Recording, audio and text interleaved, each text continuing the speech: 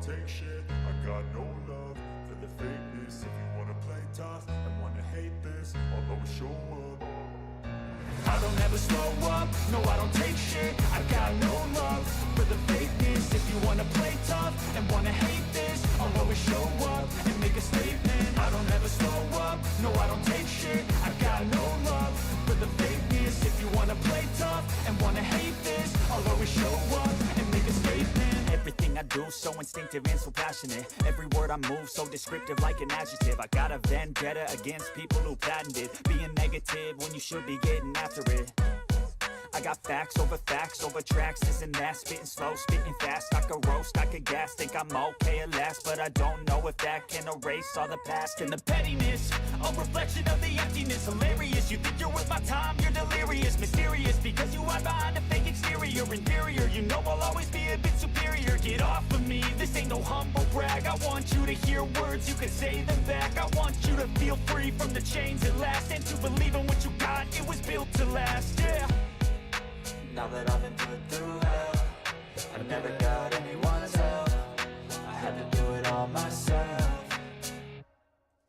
I don't ever slow up, no I don't take shit. I got no love for the fakeness. If you wanna play tough and wanna hate this, I'll always show up and make a statement. I don't ever slow up, no I don't take shit. I got no love for the fakeness. If you wanna play tough and wanna hate this, I'll always show up and make a statement. Gonna learn the consequence of being incompetent. Mental health is confidence, dreams and some modestness. I'm not here to save the day, that's for you to take away. I could play a million mind games, but instead I say something not illogical, something that is topical. Rub it on and watch it go, make yourself unstoppable. Dreams are irresponsible, but they're always possible. If you just believe, you could be so remarkable. Thoughts in my head, a collage and they spread. I'll be great one day, going off of my meds. No, I'm not giving up, no, I'm not giving in. I will make it to the top, taking off in the wind. I gotta make it, I'm saving every day to taste it. I'm patient, but my mind, it can hardly take it. I'm chasing a dream that I've had for several ages. A vacant, modern kingdom for the taking.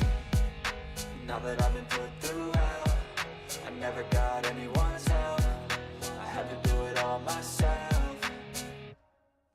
I don't ever slow up, no I don't take shit. I got no love for the fakeness. If you wanna play tough and wanna hate this, I'll always show up and make a statement. I don't ever slow up, no I don't take shit. I got no love for the fakeness. If you wanna play tough and wanna hate this, I'll always show up and make a statement. I don't ever slow up, no I don't take shit. I got no love for the fakeness. If you wanna play tough and wanna hate this, I'll always show up.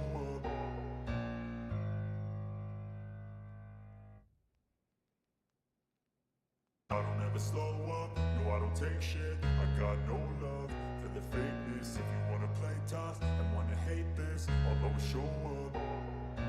I don't ever slow up, no I don't take shit. I got no love for the fakeness. If you wanna play tough and wanna hate this, I'll always show up and make a statement. I don't ever slow up, no I don't take shit. I got no love for the fakeness. If you wanna play tough and wanna hate this, I'll always show up and make a statement. Everything I do so instinctive and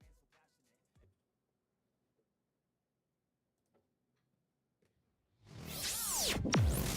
And now, Mike's thoughts. Von Miller has been practicing. Von Miller could be making a comeback to the Buffalo Bills as early as this week.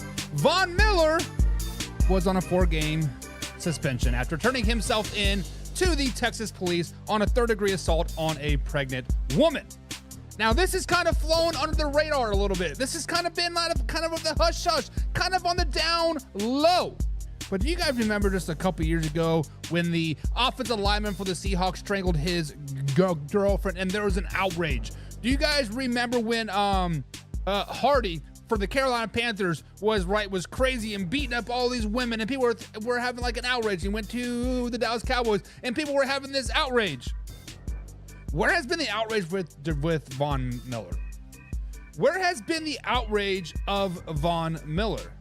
This guy has been in and out of the the Buffalo Bills lineup more than I can count.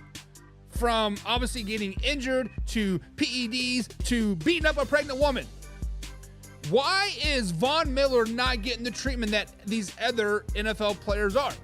Why are the Buffalo Bills not worried about cutting him, worried about getting him out of here, worried about, laying the hammer on Von Miller? Why not? The question is, or the answer is because Von Miller is a great player.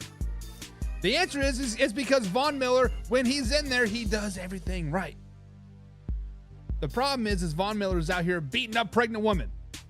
He's 35 years old. The Buffalo Bills paid him a buttload of money, and he hasn't done shit for him, let's just be honest. So if I'm a Buffalo Bills fan, your defense is playing well. Your offense is getting better each and every week. The team is collectively, as a whole, is one of the favorites of the AFC. So why don't you start shopping Von Miller around a little bit? Why don't you start taking calls from the Baltimore Ravens, from the Detroit Lions, from the Kansas City Chiefs? Why aren't you willing to get Von Miller out? Like, why are you guys so married to Von Miller that you guys are afraid to bring him in, to get him out of town? I'm just curious. Because I feel like Von Miller, after beating up a pregnant woman, should not even be in the NFL. But yet, when Kareem Hunt spit on a girl, after the girl hit him and called him the N-word, she spit on him and then he punched her out, people are like, get him out of town, he's terrible, he's right. Williams, for the Lions, people are saying, get him out of town, he's terrible. But yet, Von Miller just flying underneath the radar. Interesting. Cue that intro. Are you ready for the best damn NFL show on the planet? Man Hour Nation, rise up. Hey, let's go. Hitting that gridiron, we going hard, we running the plays. You know the vibe, only the strong survive. Gotta keep your head in the game. Talking NFL, uncut, straight raw, steady bringing that sauce. We about to take off, get it hype. This man, our sport talk. Yeah, from the quarterback to the lineman, everybody bringing heat. You don't really wanna try them. Hey, who gon' win? It's a battle of the giants. This show is the flyest. Nobody can deny it. This is Man Hour. Sport Talk. Man Hour. Sport Talk. What team you reppin'? We keep it interesting. Who caught another down? Who got that interception? This is Man Hour. Sport Talk. Man Hour. Sport Talk. What team you reppin'? We keep it interesting. Who caught another down? Who got that interception? Let's go. What is up, Man Hour Nation? Marco Buckcott, you're here with the Man Hour Show, the manhourradio.com. Check out the merchandise page, or check out the blog section as well. It is Thursday edition. Happy Halloween for all you Halloweenies out there. No more blowing ghosts over here. But guys, we got a great show for you lined up today. We got a great show. We got Way or No Way coming up here on hour number 2. We're going to talk about the mighty New York Football Jets. We're going to talk about the Las Vegas Raiders and how they should fire AP now. Or should they? Talk about the Miami Dolphins, playoff-bound Miami Dolphins, and the Kansas City Chiefs going undefeated, baby. Undefeated Kansas City Chiefs? I think so. We're also going to spill over the title segment about the Philadelphia Eagles, the team that no one is looking at, the team that everybody's overlooking, the Philadelphia Eagles. We just slowed down on them, right? And are the Baltimore Ravens, are they in a must-win situation on Sunday? Are they in a must-win spot versus the Denver Broncos on Sunday? We'll be talking about that, all that, and much, much more. But before we get too carried away, we got to welcome some people in the chat. We got to welcome my man Frank Glass in the chat. Says, hello. Frank says, go Colts. Go Colts, go Colts, go Colts. Let's go Colts, right? Let's go Colts. Let's get the upset win on Sunday Night Football versus the Minnesota Vikings. Let's go down there with Joe Flacco. They've been flacking around and about to find out. Bad baby. Let's go Colts. Let's go. I'll be at Colts Stadium next week when they do play the Buffalo Bills on the field, in the press box, loving some life. The general manager's wife buys cars from my brother-in-law. So we got tickets. It's funny because my nephew's a huge Josh Allen's fan, and apparently they had an issue last week or 2 weeks ago with some fans that like in theirs, and they're like, make sure he doesn't wear his Josh Allen uniform. So I was like, my man, just wear your Josh Allen uniform under a hoodie. When we go down in the field, take the hoodie off, get it autographed or whatever, then put your jersey back, or put your hoodie back on, and we'll go up in the box and love life. But But yeah, go Colts, baby. Go Colts. We got the pigskin pundit himself, Mr. John Pebbles, in the chat today. He says, what up? Sounds like they need to send him to Vegas. Vegas needs something, John. Vegas needs something. We'll be talking about your Vegas Raiders coming up here in hour number 2 on Way or No Way. We are going to be talking about the Raiders and how correct I was about the Las Vegas Raiders. Don't shoot the messenger, John.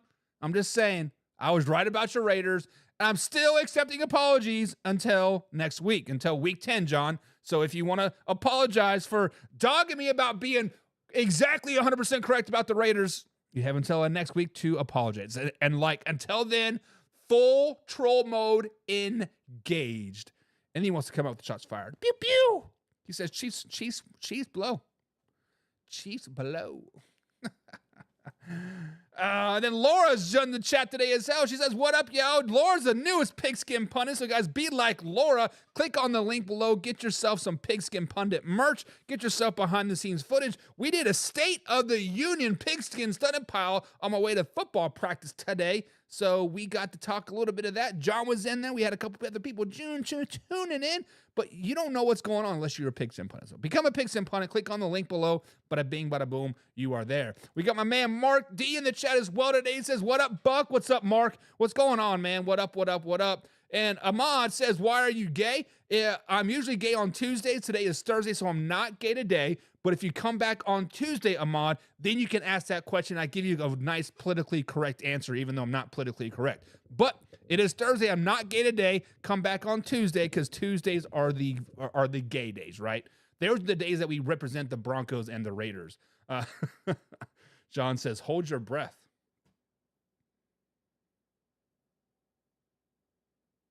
Was that good? We got my man James Chamberlain in the chat as well today. He says the Lions are going to beat your undefeated Chiefs in the Super Bowl. Hey, Lions got to make it there first, baby, John. Baby, the Lions have got to make it there first. I'm just saying, James, but what's up, James? Hope you're having a grand old day. Having a grand old day. We're going to be talking about the Miami Dolphins day today, James, so be sure to stay tuned to hour number 2. I am about to boost up your Miami Dolphins. I'm about to boost them up. I'm about to put on my Tua, that dark teal jersey. Was that aqua blue, I guess? About to put on the aqua blue jersey and about to boast up those Miami Dolphins. So stay tuned for that. And they say free Diddy. Listen, it ain't nothing but a Diddy party, but I want to let you guys know something. I taught Diddy how to party back in the day. So, free my man. We need some more hits to women across, I don't know. Free Diddy, whatever. Okay, Fedamore. John People says, picks him punnies. Get you some, and happy Halloween to you as well, Laura. Hope you guys are having a grand old day, but let's get into some NFL talk. Let's get into some Thursday night football talk first, right? Houston Texans taking on the New York Football Jets tonight. There's a pinned comment in the link below. It is a Week 9 NFL Pick'em. Get your chance to win $2,000 on those with the $1 entry fee. If you are Pigskin Funded, you get free entry. Laura and John both got their free entry over the yesterday. I think you guys signed up, maybe Tuesday. I'm not for sure, but it is what it is. Be sure to click on the link, guys. Get your picks in there for tonight. After tonight, we close Thursday night games and then strictly Sundays and Monday night games beyond that. So if you guys want to get that extra pick by picking the Houston Texans over the New York Jets, then bada bing, bada boom, get in there. But let's get into the title segment of today's show. Let's get into a team that many people have kind of been overlooking. A team that people are like, oh, you're still in the NFL? And that is the one and only the Philadelphia Eagles. Guys, quietly, the Philadelphia Eagles are on a 3-game winning streak. Quietly, they're now 5-2 on the season. Quietly, they have gotten the ship right. Quietly, they are competing and tied for the NFC East championship right now. But guys, let's just flash back just to 5 weeks ago.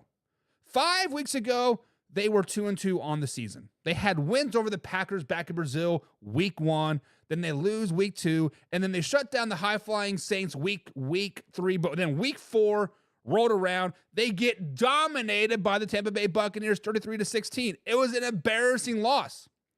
Here on the Man Hour, here on other platforms that I was listening to, especially Philadelphia Sports Talk, they were having the Eagles' heads.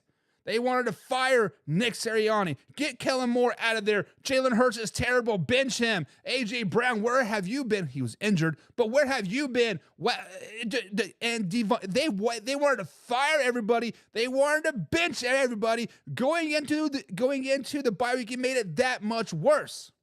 But since then, since that bye week, since the whole firing everybody, they have wins over the Browns, Giants, and Bengals, giving them a 3-game winning streak. A really good 3-game winning streak. Let's just be honest, right? But when we look at the Philadelphia Eagles, we have to ask ourselves, are they the front runners in the NFC East? Are they going to win that NFC East title? Are they going to dethrone and put the Commanders back down to reality where they belong, down there in second and third, fourth place? When you look at the Eagles right now, they are currently sitting in second place. They are 1 game down in the win column, but they do have 5 division games left. They still got to play the Commanders twice. They still got to play the Cowboys twice. And, of course, they play the Giants one more time to round out the season. They also got some big games coming up as well. This weekend, right, they play the Commanders. And then they play, in 2 weekends, they play the Commanders. And then they play the Ravens, the Steelers, and then they play play the Commanders again. 4 really, really big games, 4 very losable games. But outside of those four games, they should win the next 6 of their games. I think they will at least split with the Commanders, so that gives them 7 more wins on the season. That is an 11-12 win season there. They are going to do some work. Now, the Commanders got some big games as well, right? The Commanders still got to play the Steelers. Still got to play the Eagles, of course they do play the Eagles twice. And then they play the Falcons. And those other 5 games they should win. I feel they will split with the Eagles as well. But are the Eagles the front runners in the East? Guys, that is a complete yes. That is a complete yes, because I am just waiting for the other shoe to drop for the Commanders, right? I am waiting for the Commanders to lose a close game, to lose a game that they're supposed to win, and I want to see how they rebound from that. I have more faith in the Eagles to win those 6 games that they're supposed to win than the Commanders winning the 5 games that they're supposed to win, right? And I expect the Eagles to potentially beat a team like the Steelers and the Ravens or somebody else, right? And that will put them up over the top. I think the Eagle guys are the frontrunners in the NFC East. I think they have been there, I don't think they have been there, and they have done that. I know last season they just had to win 1 game to wrap up the East, and they couldn't do it, and they gave away that division, right? But so far this season, they dealt with those issues, right? Nick Sirianni, as long as he doesn't start to lose games that he should win, he's a head case, and he'll be just fine. This team has gone through turmoil, and this Philadelphia Eagles team has gotten right. And this Philadelphia team is now the team to beat in the NFC East. This Philadelphia Eagles team might be the team to beat in the playoffs. This Philadelphia Eagles team is a team that everybody should be watching out for. A.J. Brown is healthy. Jalen Hurts is playing at an MVP level. And let's not forget about Saquon Barkley. So, guys, let me ask you this question. When you look at the Philadelphia Eagles, are they now the front runners in the NFC East? Are they going to go out there and dethrone the Commanders? Are they going to keep the Cowboys down at bay in 3rd place? Are they going to keep kicking down the Giants? Are the Philadelphia Eagles the kings of the East? Let me know in the comments below. John says it is going to go down to the last week of the season. And as it probably should, I think the Eagles and Cowboys play week 18, right? And then the Commanders and then the Giants play week 18 as well. Let me confirm that. No, sorry. Yeah. So the Eagles play the Giants and then the Commanders play the Cowboys week 18. But really, if you look at the Eagles' last schedule, the last 3 weeks, they play the Commanders, Cowboys, and Giants. So honestly, John, it's probably going to come down to week 16, honestly, when they play the Commanders that December 22nd game, the couple days before Christmas. I think the division comes down to that game, if not the November 14th game, right? The Commanders versus the Eagles head-to-head is going to determine it, and I think the Eagles have been there done that, and they're a better team. The one thing about the Commanders is they have been overachieving all season long. We expected them to be decent, but not to be great, right? The defense was old, full of old. When you look at the Commanders' defense, they're full of old heads. At what point are they going to start to break down? That's the biggest thing about the Commanders, is when that other shoe is going to drop. When are the injuries going to start to pile up? We've already seen Jay Daniels get hurt with those ribs. He did come back, but I get it. Laura says the Eagles are only winning because they played horrible teams. So Laura is giving us the take that many people are sticking by with a lot of those top teams in the AFC, right? Or sorry, in the NFC, with the Commanders, with the Detroit Lions, right? With the you can say the Kansas City Chiefs and the Steelers, right? Who have they played? The Eagles have got to play who they got in front of them. I get that, but the Giants is a division game. That was Saquon Barkley's revenge game. And the Eagles literally took the gas off in the third quarter, halfway through the third quarter, just to make it somewhat respectable, right? 28-3 is kind of a shellacking when you didn't even play your starters near the whole second half. And the Bengals are not a terrible team, and the Browns are not a terrible team, but they're not great, right? They're not great. So I will give you that, Laura. I will give you that they played horrible teams. But to be honest, we're not going to see the Eagles play anybody until they play the Commanders in 2 weeks, right? They play the Jaguars on Sunday, then they play the Cowboys, at least as at Dallas, the following week. So maybe we'll see how they can do, right? James says the Commanders used up a lot of their luck last weekend. So James is saying, Commanders, luck? Yeah, it's over. It's over. No more lucky wins for you. Eagles still got the luck on them. The Eagles still got the luck on their side. The Eagles are still going to do their thing. Slow it down, baby. And John says coin flip.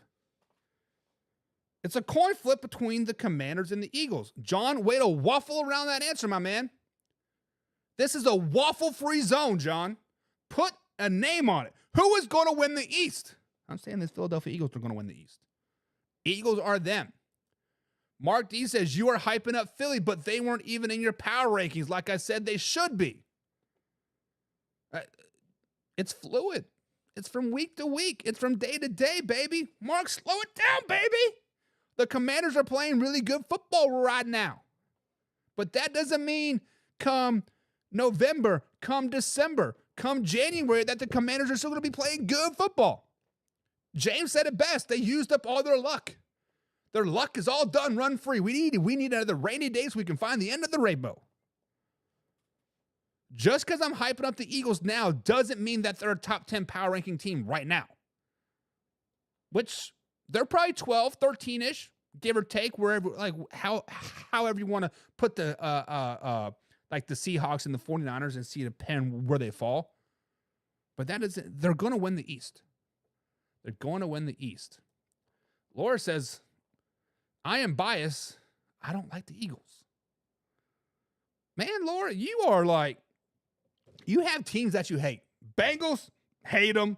Lions, they're okay. Packers, hate them. Steelers, hate them. Eagles, hate them. I like it. So that tells me Laura is picking the Commanders basically because she does not like the Eagles. It is. John says, I like when are we going to talk about the trap game to ruin the Chiefs' undefeated season? Where no way is coming up there, John. Hour number 2. We'll be talking about the Kansas City Chiefs. It is time to talk about how great they are. I get it. He's saying the Washington Commanders are winning that game. 6 or 7, I think, Mark. So John thinks the Eagles are the 6th or 7th best team in the NFL right now. 6th or 7th best team in the NFL, says John. Mark says they should be in the top 10 power rankings, but then you guys contradict yourself and say, oh, they haven't played nobody. Well, I guess Mark and John don't contradict yourself, but Laura's like, look, they haven't played nobody yet. So how can they be a top 10 team or 6 or 7 if they haven't played nobody? I don't know. It It's a crazy NFL game that we hate them. Oh, Chiefs, hate them, says Laura. Kaylee's in the chat today. What's up, Kaylee? She says she only dislikes the Bengals because of me. Bengals are just facts, she says. I had a couple people, some friends of mine. I coached their kid in high school 3 years ago. We're still pretty tight to this day. We do a lot of extracurricular activities together, like going to games and like whatnot. They are huge Philadelphia Eagles fans. They went to the Cincinnati Bengals game last weekend, and they said the Bengals fans were so rude to them, so they felt legitimately unsafe going to the Bengals. They felt safe cheering for their team. But I don't know, Bengals. I've never had an issue with Cincinnati Bengals fans, but of course, my cousins or my cousin-in-laws, my wife's cousins are Bengals fans, so I always talk a lot of shit. But when we look at the Philadelphia Eagles, they are a team on a mission right now. The Philadelphia Eagles are a 3-game winning streak right now. So when we look at the Philadelphia Eagles and you look at their schedule moving forward, a very favorable schedule, who can derail the Philadelphia Eagles? I know we said coin flip between the Commanders and Eagles winning the division, but legitimately, who can derail the Eagles? Who can beat them and, quote, put them back in their place? Now, the Eagles do have a tough little stretch coming up, right? Not versus the Jaguars, not versus the Cowboys, but after that, they play the Commanders, Rams, and Ravens in 3 straight weeks. And in those 3 straight weeks, I expect them to go 2-1, losing to one of those teams, whether it's to Commanders, Rams, or Ravens. I expect them to lose one of those. One of those games. But if you look at the game before that, it's the Dallas Cowboys game, right? They play the Dallas Cowboys on November 10th, I do believe it is, and this game is at Dallas. At this particular point, the Philadelphia Eagles should be on a 4-game winning streak at this point. Now, if they go into the Cowboys game and they're overlooking the Dallas Cowboys, looking forward to this Commanders game, right? This is a Cowboys team that could come up and bite you and beat you. This is this is a Dallas Cowboys team that can derail your season. And if they get beat by the Cowboys, then they're going to probably lose to the Commanders the following week. And this could be a 2023 season all over again, right? So when we look at teams that can potentially derail their season, the Dallas Cowboys is a team that the Philadelphia Eagles cannot overlook come next week. Come week 10 of this NFL season, the Philadelphia Eagles cannot overlook the Dallas Cowboys. We look at the schedule moving forward. They play the Jaguars, right? Should win. They play the Cowboys, should win. But then they play the Commanders, Rams, and Ravens. All winnable games, but all losable games as well. Could be a flip of the coin, as John would say. But then after that, they play the Panthers, the Steelers, Commanders, Cowboys, and Giants to end the season. So how can the Eagles season get derailed? They lose to the Dallas Cowboys in 2 weeks. If they lose to the Cowboys in 2 weeks, the whole conversation that we just had about the NFC East, them winning the NFC East, being the best team in the NFC East, that is all for nothing. That is all for nothing. Delete the video, move on. So guys, let me ask this question. Who do you think can derail the Philadelphia Eagles' quest to the NFC Championship game? Or to the NFC East title? Who can derail them? And it's got to be the Cowboys. Because if you lose to the Cowboys, that's a gut punch. That's a gut punch, and you're thinking about it when you go play the Commanders. Then you lose to the Commanders. Man, now we lost 2 in a row. Nick Sirianni's starting to lose his freaking mind, yelling at fans again. What is going on? And that was a big bolt of lightning. Good Lord. Laura, you brought all your tornadoes over to Indiana. Take them back. But Eagles are just as bad as the fans. Wombat Zombie says, literally scrolling past and I hear the Philadelphia Eagles. I stop, you caught me. Wombat Zombat. First of all, that's an awesome name. The Philadelphia Eagles are the best team in the NFC East. They're going to win the NFC East. But I'm asking right now, who can derail them? Who can derail the Eagles? And I think it's the Cowboys. I think like if they lose to the Cowboys, that could derail the whole opportunity to win the East and split with the Commanders and beat the Ravens and Panthers and Steelers, right? They have some tough games coming up. But if they lose to the Cowboys, could be a long, long season. J Devil says the Commanders will put them down. And I do agree with you, J Devil. I do agree that the Philadelphia Eagles and the Washington Commanders will split this season. Whether it's in 2 weeks or whether it's week 16. I think they're going to split the division rivals, right? Or those division games. Now, as far as putting them down, when you say put them down, do you mean dominate them or just simply just beating them? Because I don't think it's going to be a domination on either side of the ball, right? I think it's going to be a well-orchestrated, very, very good game. Wombat says, I'm listening. Well, thank you for listening, man. I definitely appreciate it. The me percent. Oh, sorry, Wombat Zombie. If you want the full version, I'm sure you're watching on YouTube Shorts here. Click on the link below. Man, we got some stuff over there on this on the screen that you could interact with. So feel free to do that if you like. The me percent says, hey, my friend, it seems your eyes are troubled. My eyes are troubled. I'm a little tired today. Had football practice today, so a little tired. A little tired. It's that time of year. I don't think this team is going to overlook anyone, honestly, says Wombat Zombat. May I ask, who is your team? I'm honestly just curious. I am a Kansas City Chiefs fan, 100%. I don't know. There it is. Got Kansas City Chiefs. Kansas City Chiefs are my team, and then the Dallas Cowboys are my second team. So John says they're going to lose to the Steelers. And John, it would not shock me one bit if they lose to the Pittsburgh Steelers. But I don't think the Pittsburgh Steelers would derail their season, right? I don't think the Steelers game, which is what, mid-December, I don't think that game can derail their season. I'm looking at a game that could totally derail their season, a game that they're supposed to win, and then they lose, and that throws the whole season off like it did last season. And I think it's the Dallas Cowboys in 2 weeks after the Jaguars, and then they do play the Cowboys. James Chamberlain says the Cowboys are definitely a revolver with a single shell in it. Any given Sunday, that can pop off big. And to be honest, it is the Dallas Cowboys are due, right? I sat there Monday. Was it Monday? I dogged the Dallas Cowboys up and down. I said, we're breaking up. We're done. Jack, you're finished. Mike McCarthy, you're finished. You are dead to me.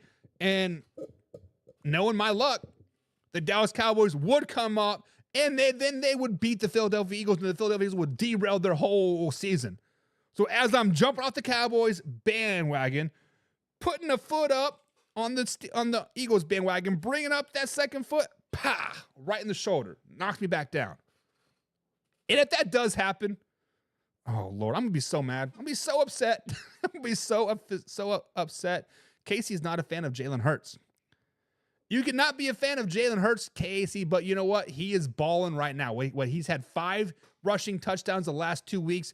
The Philadelphia Eagles team in general has had 0 turnovers the last 3 games. I think that's a franchise record or something crazy. And the Eagles are playing good. Jalen Hurts has consistently improved each and every season. We talked about this, back in August, right? When Jalen Hurts was people were starting to doubt him, like, oh, maybe he got paid too early. And I was like, what has he really done since he got paid, right? But if you look at the stats, look at the numbers, he improves each and every year. He gets better each and every year. But with that being said, when you improve, you elevate your standards, right? And if you are not meeting those standards each and every week, people start to doubt you. People just say, oh, you suck, or oh, you're this, and this, right? The simple fact of the matter is Jalen Hurts does not always live up to those expectations, right? Much like Dak does not always live up to those expectations. And I think that's why a lot of people do not like Jalen Hurts, to be honest. All right, let's see what people see here. Laura says, dude, those storms yesterday were wicked. No takebacks. John says, setting up storm here in Michigan. Guys, be safe. So my mom and dad live in the Topeka area. They had about 3 tornadoes roll through that Atchison, Topeka area just last night up there Kansas. So, yeah. John is talking about the Pittsburgh Steelers game. So the Dallas Cowboys, after the Eagles play the Dallas Cowboys, they play the Commanders, Rams, Ravens, Panthers, and then the Steelers. So literally a month after they play the Dallas Cowboys, then they play the Pittsburgh Steelers there, John. So just to clarify on that. So we're talking majorly about the Philadelphia Eagles, guys. We are talking about who can derail them. Are they going to win the NFC East? But then we have to really ask the question, can we start talking about Super Bowl? Can we start talking about a Super Bowl team in the Philadelphia Eagles? Can we start putting their name in the conversation as representatives in the NFC in the Super Bowl? The Eagles, guys, do have a Super Bowl team. Let me repeat that for the people that are haters, Laura. The Eagles do have a Super Bowl team. They have a really good offense. Adding Saquon Barkley was huge this offseason. Game-changing per se. A.J. Brown is back off the injury list, and he is balling. Jalen Hurts, 5 rushing touchdowns in the last 2 games, and biggest thing, no turnovers in the last 3 games. Guys, the Philadelphia Eagles have a defense that is balling. They have the offense that is balling. They have special teams not making these stupid-ass mistakes, and they're winning games. If this team, as in the Philadelphia Eagles, win the NFC East, this is a team that you cannot sleep on. When the Philadelphia Eagles win the NFC East, they're going to win a wild card game. When the Philadelphia Eagles win the NFC East, they are going to go to a division championship game, and they're going to win that game as well. This is no team that you can sleep on. As long as they beat the Dallas Cowboys in 2 weeks and they're competitive versus the Commanders, Rams, and like Ravens the following 3 weeks, this is a team you cannot sleep on. And this is a team that is a Super Bowl caliber team. They have been there. They have done that. Granted, they did not win, but they've been there and they've done that. And let's just say this. Let's just say they happen to be a wild card team. Let's just say the Commanders happen to win the division and the Eagles happen to be a wild card team. This is a team you cannot overlook. This is a team you cannot sleep on. This is a team that their team is going to travel well. Whether they're playing at home or playing on the road, this team, the way they play football, travels well. Defense, running the ball. Guys, this is a damn good team. This is a team that you can never count out. They have been there. They have done that. The defense is good. The offense is good. The weakest part of the Philadelphia Eagles is their weak-minded head coach. And as long as they're playing well, he will not have a breakdown, and the Philadelphia Eagles are going to win the East, and they're going to go to the Super Bowl. As long as Nick Sirianni does not have a breakdown, they're going to win the NFC. It's simple. The Eagles are that good. So, guys, let me ask this question. Are the Philadelphia Eagles a potential Super Bowl team? Can we start talking about them in the same breath as a Super Bowl contender? Like the Lions, like the Vikings, right? Like the Baltimore Ravens, the Kansas City Chiefs. Can we start putting the Philadelphia Eagles into that conversation? I'm saying yes. I am saying yes. Wombat Zombat's back in the chat. What's up, man? What's up? He said, if the Eagles stick to what they're doing, they're going to be really hard to beat. I'm looking forward for Howie to add a pass rusher in the next few days. Not sure what caliber, but possibly anybody. And Wombat Zombat, I'm going to say they really don't probably need to add a pass rusher. As long as their defense continues to do what they're doing, and those Georgia boys that they got, yes, the University of Georgia, coming into Philly, all balling out, as long as they keep balling, there's no need to add anybody. If anything, I would look to add potentially some secondary help, right?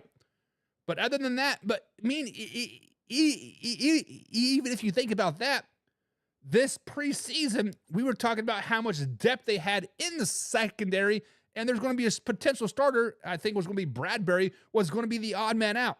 Yes, they had some injuries or whatever, and Bradbury ultimately started, I think, and it's still playing, actually. But I think the Eagles are a set team. They don't really need to add anybody.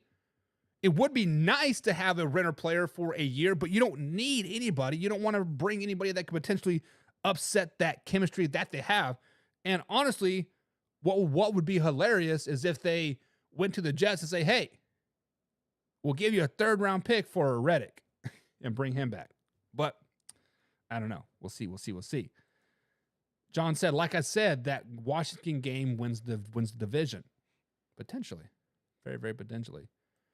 Wombat Zombat says, me being an Eagles fan, they have a team that could do it, but they got to keep getting better, which they are. Only time will tell. And that is exactly right. That is the biggest thing about the NFL is you cannot peak too early, right? We're going to talk about the Baltimore Ravens coming up here in about 5-10 minutes. Did they peak too early, right? Did you get too good too early? There are such things as getting hot too early, right? Let's flash back to the Giants and Patriots, right? The Patriots, 17-0, peaked too early, and then they fall flat on the Super Bowl. As long as you continue to get better, 1% better each and every day, by the time playoffs comes, you're going to be 50% better. That's what I tell my kids all the time. We're not here to go from 0 to 100. We're coming here to come into 0%, 1%, 2%, 3%, 1% better each and every day. When you look back at the season, you're like, damn, we were there and now we're here. Started from the bottom, now we're here. Let's go. Laura says, slow it down, baby. Nope, they cannot go to the Super Bowl because we all know the Chiefs are going to go. And I don't want to be rooting for the Eagles, but I will never root for the Kansas City Chiefs. So Laura says, not only are the Eagles not going to the Super Bowl, she says, I would never root for the Chiefs in the Super Bowl. Damn. George Lucas in the chat today again. What's up, George? He says, no pressure, Lion King rules. Detroit Lions are playing some good football right now. We'll be talking more about the Detroit Lions coming up. Wombat Zombat says, Saquon Barkley is a bigger impact than McCaffrey was for the 49ers, and I can stand on that. Now, I'm going to take your words, Wombat Zombat, and I'm going to use them, and I said only time will tell. You said that about them going to the Super Bowl and getting better, and I'm going to say only time will tell about Saquon Barkley's impact on the Eagles and the McCaffrey to the 49ers. Because if you think about this, McCaffrey to the 49ers made them a Super Bowl team, made them Super Bowl favorites, made them the dominant team in the West. And yes, the season's still a little young, right? The season's is in its teenage phase, right? Week 9. And can we say that the Eagles are for sure Super Bowl favorites? We cannot say that yet. Can we say that they are a dominant team in the East? We cannot say that yet. Only time will tell if this impact is bigger than the McCaffrey thing. But if we revisit this time next season and the Eagles make it to the Super Bowl and then they're starting to trend again upward the following season, 100%. Because I think the longevity of Saquon Barkley on the Eagles team will be a lot more longer than McCaffrey on the 49ers. Because I think after this season, McCaffrey is finished in the NFL. George Lucas says the NFC East is the Commanders all day. Okay. Lions says, John says the Detroit Lions will be representing the NFC. Don't get it twisted, Buck. I'm not saying that the Lions are not going to go to the Super Bowl, but I'm just saying you have to start putting the Philadelphia Eagles into that conversation. You have to get the Eagles into that conversation because when you look at it, the Detroit Lions are going to fumble at some point if they don't get a pass rusher. The Eagles don't need a pass rusher. The Eagles have a complete team and they're getting better each and every week. Now, if you want to put it on a scale, right now the Lions are up here, right? And then the Eagles are down here. Tier 1, probably tier 3, right? The Eagles are getting ready to jump up there on that tier 2, though. After they come out this weekend and they dominate the Jaguars, and the following week they beat down the Cowboys, solely on that tier 2 thing, right? Now they're starting to come up a little bit more. Now they're starting to play teams that are worth their damn, right? The Commanders, the Rams, the Ravens will get them up right back there on tier 1. So right now, the Lions definitely cream of the crop, right? Rising to the top, sitting there being beautiful. But here comes some more cream. Philadelphia Eagle cream. Coming up. Pew! Stupid, I know. But you're right. As of right now, it is the Lions to lose, right? But the Eagles are coming. And Mark says Philly isn't beating Detroit. And to be honest, Mark, right now, no. If they were to play it head-to-head right now, no. The Philadelphia Eagles are not beating the Detroit Lions. However, a couple more weeks of getting hot, getting gelling, getting A.J. Brown back into the mix, getting him to playing shape, getting him to that playing form could be a different story, right? Right now, the Lions are tier 1. I will give you guys that. Right now, the Lions are the cream of the crop, the best of the best in the NFC. Not the best in the NFL, but best in the NFC. But the Eagles are coming up quick. Wombat Zombat says, as long as Nick doesn't get in the way, we have a shot. As long as Nick Sirianni does not lose his head and yell at some more fans, the Eagles are going to the moon, baby. Going to the moon, baby. And Laura says, yes, they are. I am riding that Lions bandwagon. Somebody get me a beer. I know it's only 2 o'clock in the afternoon, but damn it, Laura is jumping on the Lions bandwagon when her Vikings can have a pitch. Somebody check her account. Is she being trolled?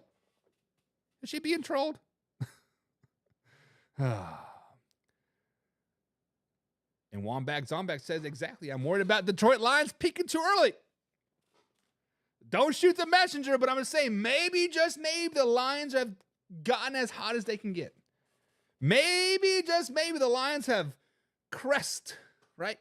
They crest, and now they're going to start going boop, boop, boop, boop, boop, boop, boom, boom, boom. Now, if they crest, but then they can plateau for the rest of the season, okay, cool. But don't descend, right? Do not descend. Laura says, I wore a shirt I had made last Super Bowl that said Niners because I hate that other team.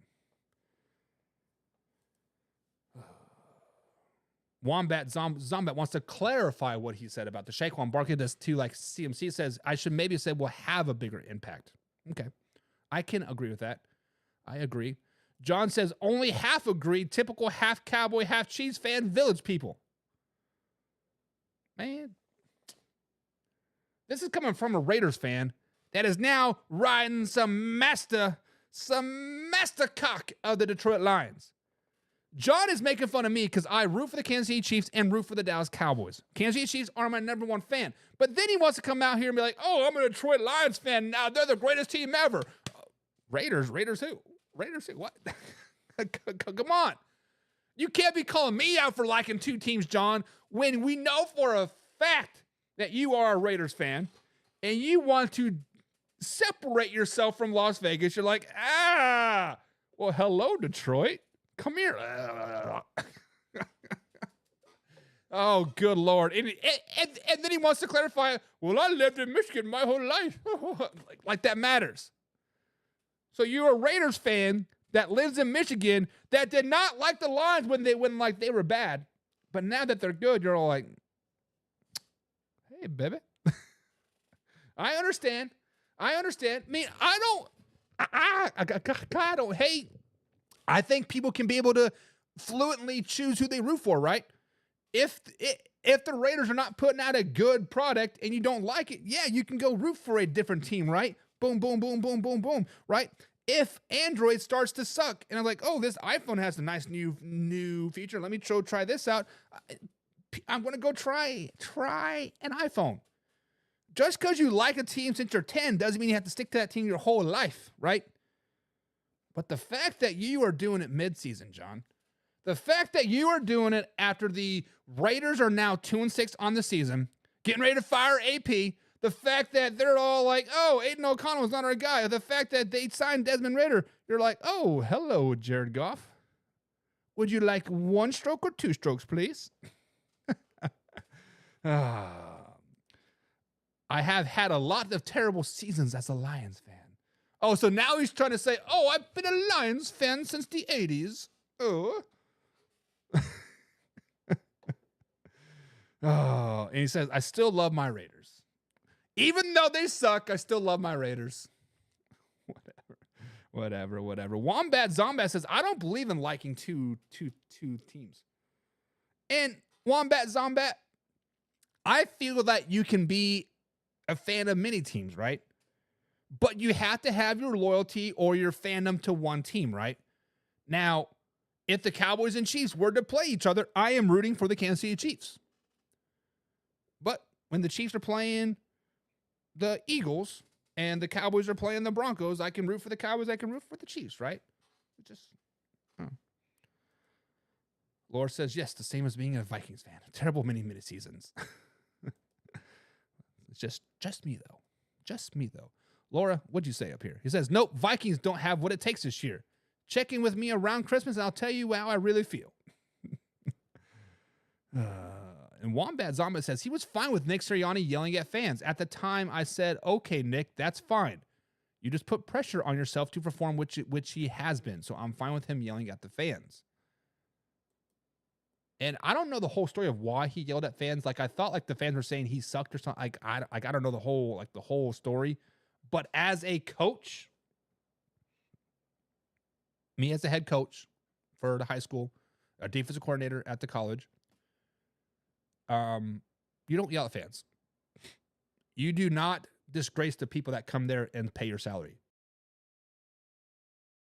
You do not go in there and be like, oh, I love you when you love me, but I hate you when you hate me. Like, you can't do that. You have to take everything with a grain of salt, right? A wise man once said, haters make you famous. And all the haters right now are making Nick Sirianni famous, right? John says, I'm more worried about Minnesota more than Philadelphia as a multiple team fan. So John says the Minnesota Vikings have a better chance of upsetting the Detroit Lions than the Philadelphia Eagles. Potentially. Especially if y'all don't get a pass rusher. Speaking of pass rusher and defense that are playing bad, let's talk about the Baltimore Ravens. The Baltimore Ravens, guys, as you guys know by now, been watching the Man Hour all week long, live every Monday through Friday, 1:30 p.m. East Coast time for a solid nice 2 hours each and every day, plus Tuesday night Power Rankings and Saturday night NFL Preview show. We've been talking about the Baltimore Ravens, and we've talked about how bad they got beat by the Browns, about how bad the Browns came up and beat them. Let's just be honest.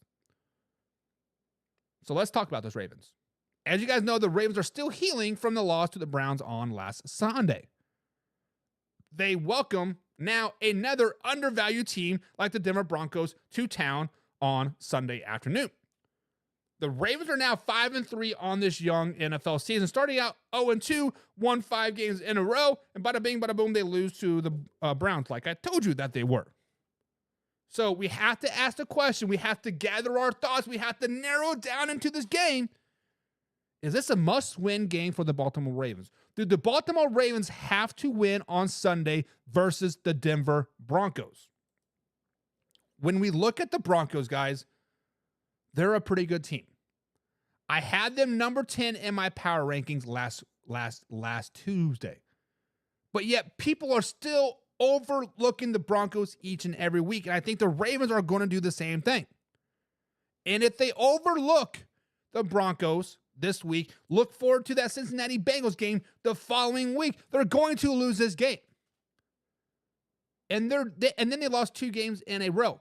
And if they lose to the Broncos, they're going to start questioning everything that they've been doing. Are we running the right offensive plays? Did we do right by bringing Deontay Johnson in? Do we got to get him more involved in the offense? Do we got to do this? Right? I've been there. I've done it. You start second guessing everything that you're doing. Self-scouting, whatever you want to call it. But then they go into a short week. After losing to the Broncos, losing to the Browns back-to-back weeks, then they go into a short work week. They play Thursday Night Football to a team that they just battled a few weeks ago. The team and the Cincinnati Bengals should have beat them if they didn't fumble the field goal. And then they start worrying about that. Then, after the Bengals game, they travel to Pittsburgh and play the Steelers. Then they travel out west to play the Chargers. And then, to start the month of December, they play a team that we just talked about in the Philadelphia Eagles. Guys, if the Baltimore Ravens drop 2 games in a row versus the Browns, versus the Broncos, I could see them losing the next 3 of their last 3 of the next 5. Making it to the last 3 weeks of the NFL season all must-win games. And we all know what Lamar Jackson and the Baltimore Ravens do when they're in pressure and must-win games. They shit the bed. So, guys, I got to ask this question to you guys. Is this a must-win game for the Baltimore Ravens on Sunday Football versus the Denver Broncos? And the answer to that question is yes. The Baltimore Ravens have to come out and dominate the Denver Broncos. The Baltimore Ravens have to come out and flex on the whole entire NFL and be like, look, it was just a fluke. We messed up. We overlooked, right? Because if they lose to the Broncos, it could be a long season. Bengals short work week. Then you play the Steelers and then the Chargers. Oh no. Slow it down, baby. This is definitely a must win. Definitely a must win. Let me ask you guys that question. Let's go to the comments. Laura says, do not be afraid of the purple people eaters, or as my Uzi called them, the purple fairies. I guess that's the Vikings. John says, final AFC Championship game versus the Cowboys, they lose. Okay, we're not talking about the AFC Championship game yet. Once again, so James Chambers in the chat says, once again, Lamar Jackson showed how mediocre he truly is. And Lamar Jackson did not play terrible versus the Browns. Did not play great. He did miss a wide open touchdown pass. He had a couple drops, right? And he threw passes and they had a couple drops. Defense fumbled a couple interceptions. So, yeah. I don't want to try to take a blame from Lamar Jackson because he does get all that praise, all that glory. When he wins, it's all Lamar Jackson. But when he loses, it's everybody else. I don't want to do that. But yes, Lamar Jackson is truly mediocre. James, you are right. Laura says, yes, it is a must-win. It is a must-win for the Baltimore Ravens over the Denver Broncos on Sunday. They cannot drop 2 in a row because that 2 in a row might become 3 in a row, might become 3 of the next 5, and then all of a sudden we're thinking, oh shit, are they going to be a wild card team? Oh shit, are they even going to make the playoffs? Oh shit, are they even going to be a decent team? Start second guessing everything at that particular point. Did Derrick Henry get the ball enough? Did Deontay Johnson get the ball enough? It's going to be a wild week if they lose to the Denver Broncos. And John says yes, and they will win. John says it is a must win, but they're going to win. So slow it down, Buck. Slow it down. Get off Mark's nuts. Get off the Denver Broncos nuts because the Ravens will be just fine. They're going to win. Okay, John. Okay, man.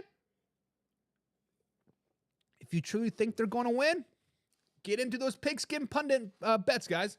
Click on the link below. Click on the Week 9 NFL Pick'em. Pay that $1 entry fee for your chance to win $2,000 bills, y'all. Plus NFL weekly prizes. And show me. Pick them in. Pick them up. So now reread the last comment. Predicting the future. Meaning the AFC Championship game will be versus Kansas City Chiefs and they lose. I don't know. So, guys, do you guys think that this game versus the Denver Broncos is a must-win, or are we kind of just overreacting to it? Are we overreacting to it? Like, it's the Broncos. It's a good team, right? I don't know. Only time will tell. But one of the biggest issues for the Baltimore Ravens this season has been their defense. Their defense has been terrible at best, right? Right now, the defense is ranked 24th in the NFL. And to add to that 24th ranking, Roquan Smith has been quiet most of the season. You have not heard his name as a top linebacker in the NFL at all this season. Eddie Jackson has not been playing well. Humphreys has been hurt, right?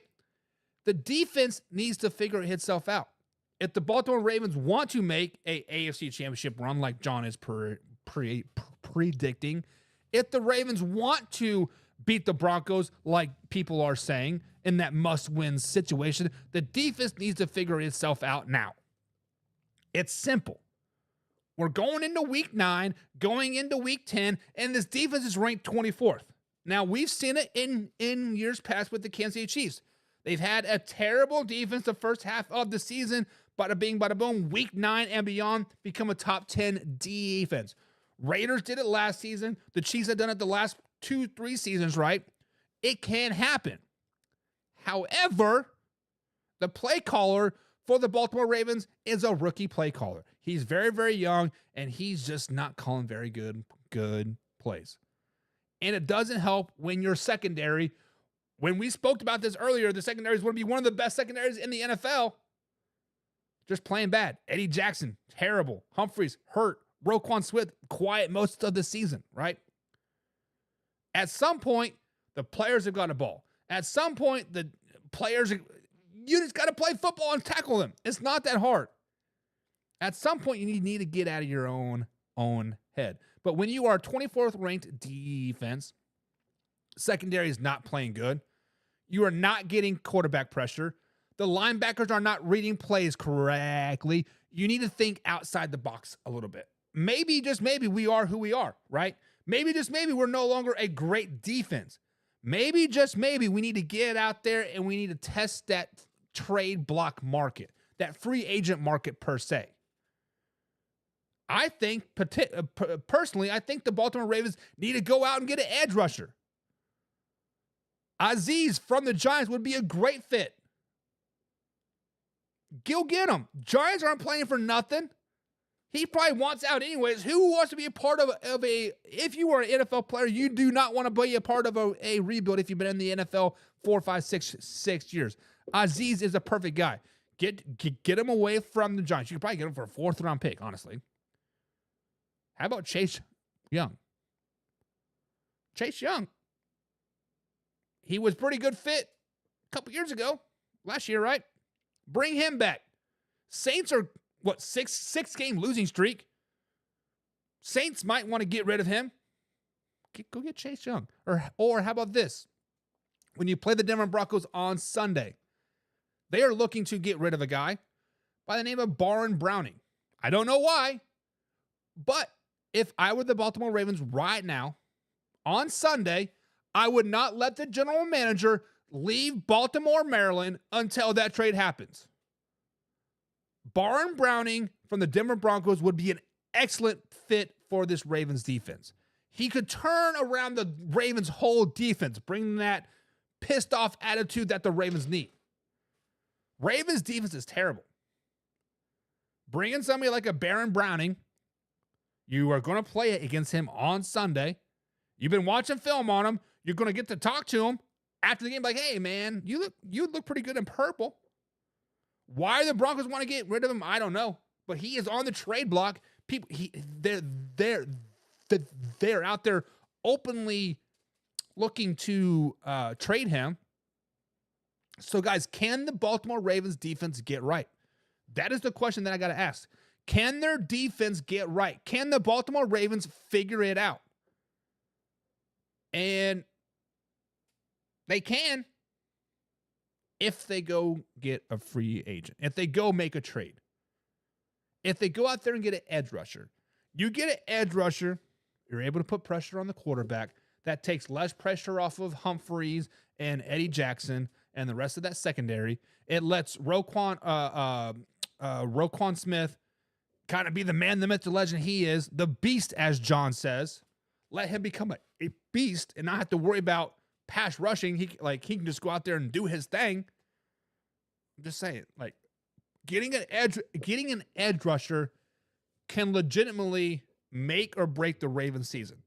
They already messed up by getting Deontay Johnson. Kind of a waste of pick, whatever, right? Building for the future, I don't care, whatever you want to call it. Try to justify it as you can. It was a dumb trade to help you this season. Getting an edge rusher like Baron Browning, Azeez from the Giants, Chase Young from the Saints is going to make a large impact right now. Wombat Zombat said impact right now, biggest impact. edge rusher will make the biggest impact for the Baltimore Ravens right now and can get that defense right. So, guys, can the Baltimore Ravens defense get right? Laura says purple is a beautiful color. I do like purple. Right there's my college helmet. It's purple and silver, white. The Kansas State University. Please slow it down. John says, but he hasn't performed. No clue. Wish he would have gone to Vegas. Everybody wants to go to Vegas, John. Everybody. Las Vegas Raiders want everybody. Bring them in. And Laura says, yes, hopefully they can turn it around. Basically, Laura, this is what I'm getting.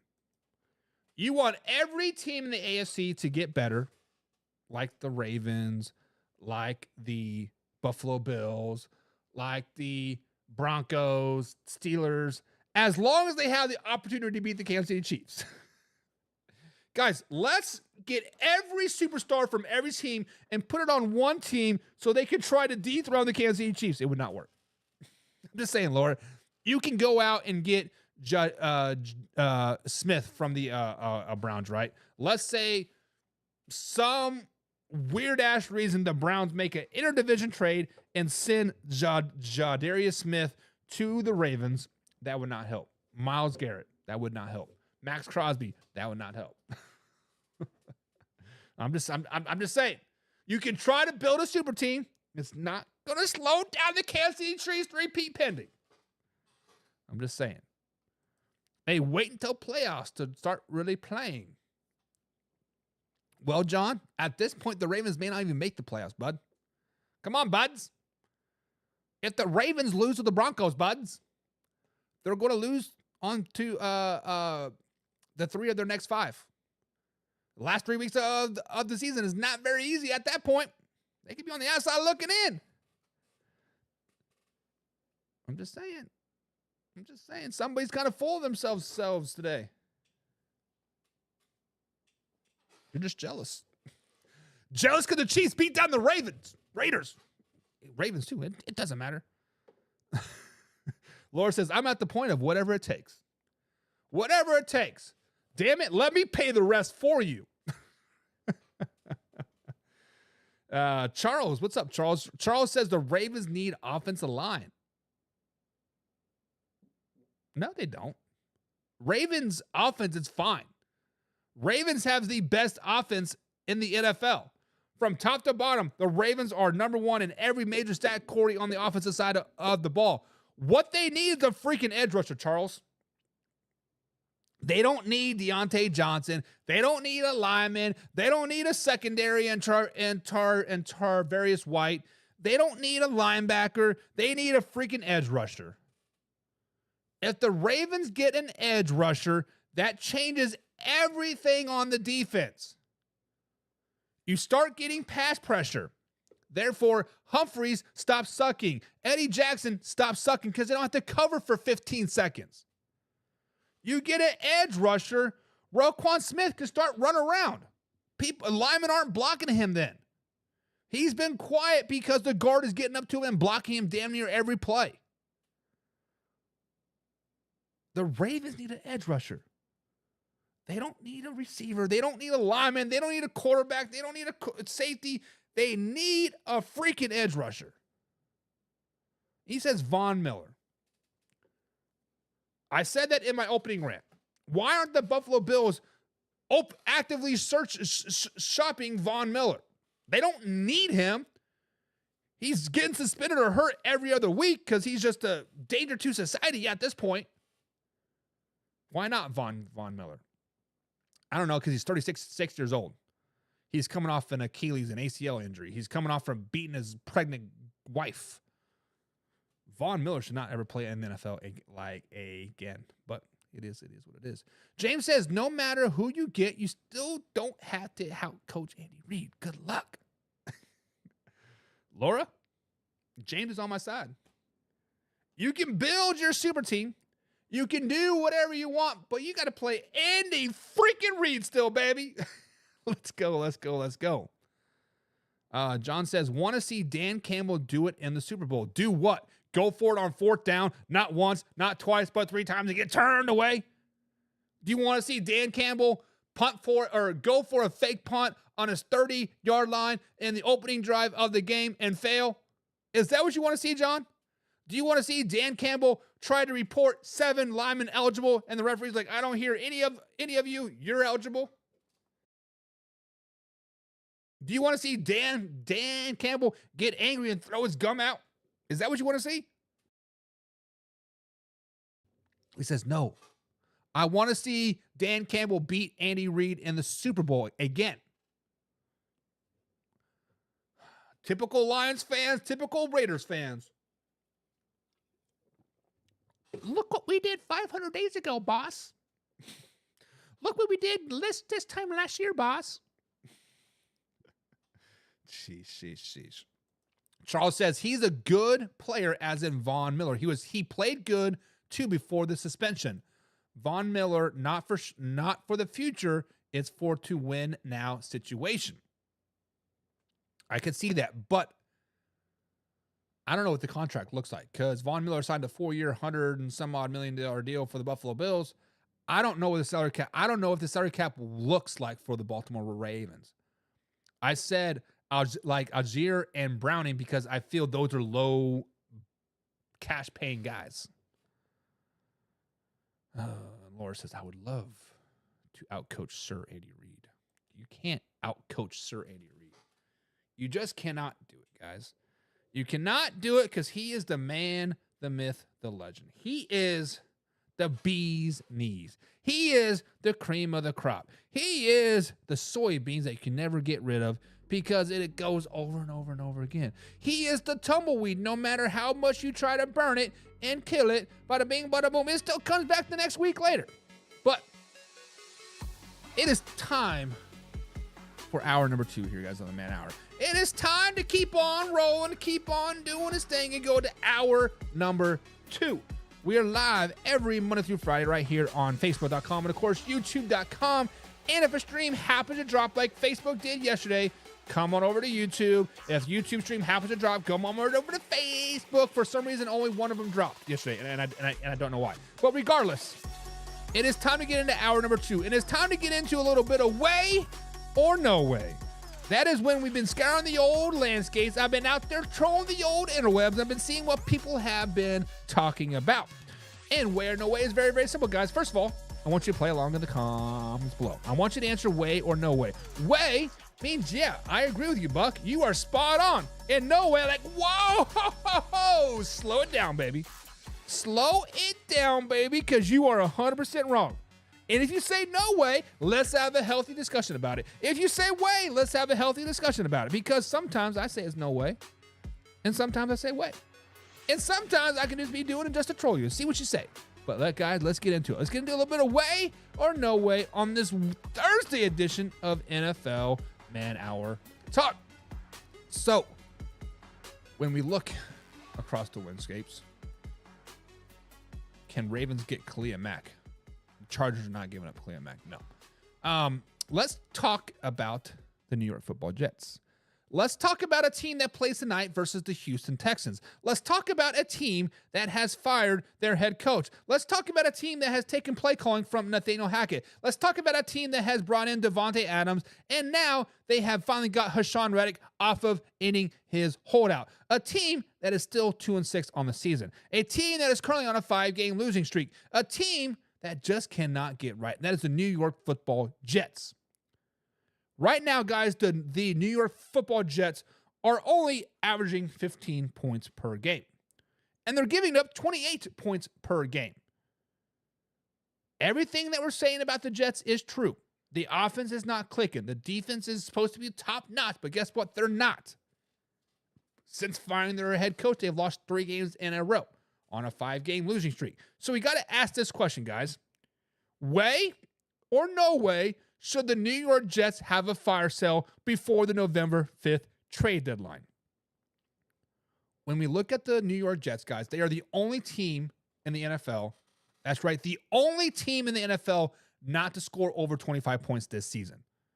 With Devontae Adams, with Garrett Wilson, with Aaron Rodgers, with Lazard, with Breece Hall, all those offensive weapons, they have yet to break 25 points yet this season. They are tonight playing the Houston Texans at home. The Houston Texans that have a really good defense. A lot of good names on that defense. They have not been playing up to par as of yet, but they're starting to get a little bit better. Stephon Diggs is out, so we'll see how they'll rebound right. But if they lose tonight, it'll be 6 losses in a row. 6 losses in a row. And at this particular point, after you lose 6 games in a row, there's nothing left else to do but to cut your losses for the season, right? Right? Well, let's slow it down, baby. Because after tonight, if they lose to the Houston Texans, that makes them 2-7 on the season. Then they play a Colts team. Then they play the then they play the Seattle Seahawks, both at home. Then they play the Dolphins, Jaguars, and Rams at home. The Buffalo Bills, the Dolphins to round out the season. Those are 8 winnable games for the New York Jets still. Those are 8 games that they could definitely win. I'm not saying they're better than the Buffalo Bills, week 17 of the season, but the Bills aren't going to be playing very much that season. Let's just be honest. But guys, is it way or no way should the New York Jets have a fire sale before the November 5th trade deadline? Get everybody out. Guys, this is a way. This is 100% way. Because after they lose tonight to the Houston Texans, there will be teams calling about Hassan Reddick and their other defensive parts, right? There will be teams calling about Devontae Adams, Lazard, Tyron Smith, Mike Williams. What is the point of hanging on to these pieces that are just going to drag you down next season? What is the point of hanging on to these pieces that Aaron Rodgers brought in that clearly were not going to work, right? Guys, this is the way. They need to fire everybody at this particular point. Mike Williams, get him out of town. Alan Lazard, get him out of town. Devontae Adams, see what you can get out of him, right? There's teams out there that can use Devontae Adams and Mike Williams and Alan Lazard. They're probably willing to give up a 4th, 5th round pick. Jets need all of these picks to build their team because they're terrible right now. As I list all those 8 winnable games, they're not going to beat the Colts. They're not going to beat the Seahawks. They're not going to beat the Dolphins. They're not going to beat the Rams. They're not going to beat the Bills. They're not going to beat the Dolphins. Like, come on. The Jets might win 1 game for the rest of the season. Maybe, just maybe, versus the Jacksonville Jaguars. It is at Jacksonville, so maybe not. But guys, this is 100% way. So guys, let me ask this question in the comments below. Way or no way should the New York Jets have a fire sale after they lose tonight? After they lose. Says no, not the Jets, says Laura. No, not the Jets. We've got to talk about the Jets. And John says the Jets crash and burn away. Charles says Jets should tank and draft a quarterback. Well, see, that's the problem, is they are trying to win and they're still losing. And I bet you once they try to tank and fire everybody, they're going to find a way to win. They're going to find a way to win. Or when people are trying to lose games. So I play cards with my son all the time. We play tic-tac-toe and Uno and shoots and ladders, right? I try to lose and somehow I find myself winning like all those games. I'm like, what? Of course, he gets all mad. Oh, you suck, daddy, whatever, right? But if the Jets tried to lose and they tried to tank and draft a quarterback, which you're going to probably draft a quarterback anyways, or at least trade for a quarterback, they might start winning. So I don't know. James says, way, get all the picks you can get. Exactly.